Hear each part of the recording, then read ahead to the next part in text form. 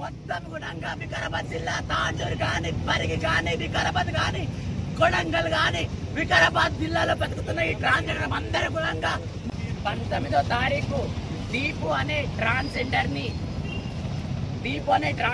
ని ఆంధ్రప్రదేశ్ అనకపల్లిలో దుర్గా ప్రసాద్ ఆలియాస్ బన్నీ అనే యువకుడు ప్రేమ పేరుతో తనను మోసగించి తన డబ్బు కావచ్చు ఫిజికల్ గా యూజ్ చేసుకొని మరి దీపు అనే ట్రాన్స్జెండర్ ని మోసగించడం జరిగింది. ఇలా మోసగించడమే కాకుండా అదే ట్రాన్స్జెండర్ ని 3 పార్ట్లుగా ఆ ట్రాన్స్జెండర్ ముక్కలుగా నరికేశాడు. కాళ్ళు చేతులు కట్టేసి నరికేయడం జరిగింది. ఇది ఎందుకు జరిగిందంటే ఆ బన్నీ అనే యువకుడికి ఒక ఆడదాంతో రిలేషన్ లో ఉండడం వలన ఈ దీపు అనే మా ట్రాన్స్జెండర్ దాన్ని జీర్ణించుకోలేకపోయింది. దాన్ని యాక్సెప్ట్ చేయనందున ఈ అడ్డు తొలగించడం కోసం ఈ దీపు అనే ట్రాన్స్జెండర్ ని ఈ బన్నీ అనే యువకుడు తల భాగం వేరు చేశాడు, మొండెం వేరు చేశాడు, చేతులు వేరు చేశాడు, ఈ కాళ్ళ భాగం వేరు చేశాడు.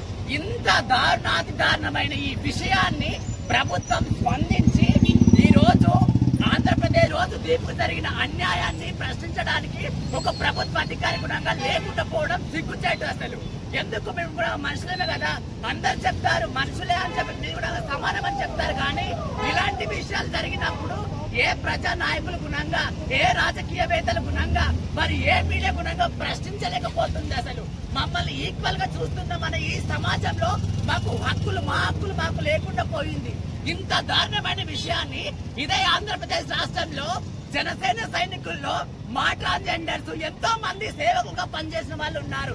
ఇదే విషయంపై, ఇదే దీపుకు జరిగిన అన్యాయం విషయంపై పవన్ కళ్యాణ్ గారు ఇప్పటి వరకు స్పందించకపోవడం చాలా సిగ్గుచేటైన విషయం, మాకు చాలా బాధాకరమైన విషయం. ఇంకేంటంటే తల్లిదండ్రులకు దీపు అనే ట్రాన్స్జెండర్ తల్లిదండ్రులకు ఒకటే అబ్బాయి అయినప్పటికీ ట్రాన్స్జెండర్ గా మారి ఇప్పుడు తల్లిదండ్రులు పోషించుకోవడానికి, తల్లిదండ్రులు చూసుకోవడానికి ఎవరు లేకుండా పోయారు. అసలు ఇది ఇలాంటి హత్యలు ఎన్నో జరుగుతున్నాయి తెలుగు రాష్ట్రాలలో, ఎన్నో జరుగుతున్నాయి.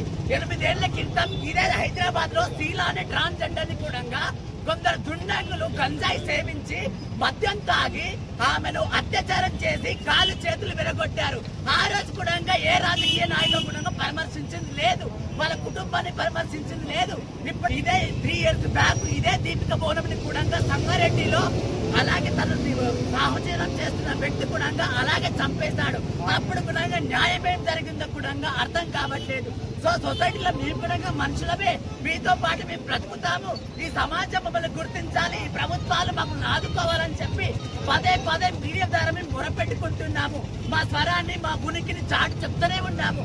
అయినప్పటికీ కూడా ఏ రాజకీయవేత్త కూడా ఇప్పటి వరకు ఏ ట్రాన్స్జెండర్ అయిన దీపికను ఇప్పటి వరకు పరామర్శించిన దాఖలంటూ లేవు. అసలు ఇదే ఒక ఆడపిల్లకు జరిగితే గనక ప్రభుత్వం ఉట్టిన బయలుదేరి, ఇదే మీడియా ఉట్టిన బయలుదేరి న్యాయం కోసం తన తల్లిదండ్రులకు, తన ఫ్యామిలీని పరామర్శించేది.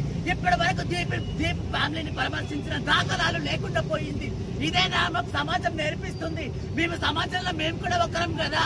ఇలాంటి నీచులు ఉన్నంత వరకు మాకు రక్షణ ఎక్కడిది, మాకు శిక్షణ ఎక్కడిది? అడవిలో బ్రతుకుతున్న జంతువులకు కూడా రక్షణ ఉంది, శిక్షణ ఉంది, సెక్షన్స్ ఉన్నాయి. అదే ట్రాన్స్జెండర్ పైన మాకు రక్షణ లేకుండా పోయింది. సమాజమా ఇది గుర్తించు, యువతరమా ఇది గుర్తించు. దయచేసి ఇలాంటి ముందు జరగకుండా ఈ ప్రభుత్వాలు పనిచేయాలని చెప్పి చేస్తున్నాము. మాకు చట్టాలు తీసుకురావాలి. ఏదైతే సుప్రీంకోర్టు ఇచ్చిందో ఆ చట్టాలను మాకు కేంద్ర ప్రభుత్వం ఇచ్చిన చట్టాలను ఇదే రాష్ట్ర ప్రభుత్వాలు ఇంప్లిమెంట్ చేయాలని చెప్పి కోరుకుంటున్నాము. ఇలాంటి నీచుడు బన్నీ అనే ఈ నా కొడుకు వీడున్నంత వరకు మా బతుకులు ఇలాగే ఉంటాయి. వీడి వెంటనే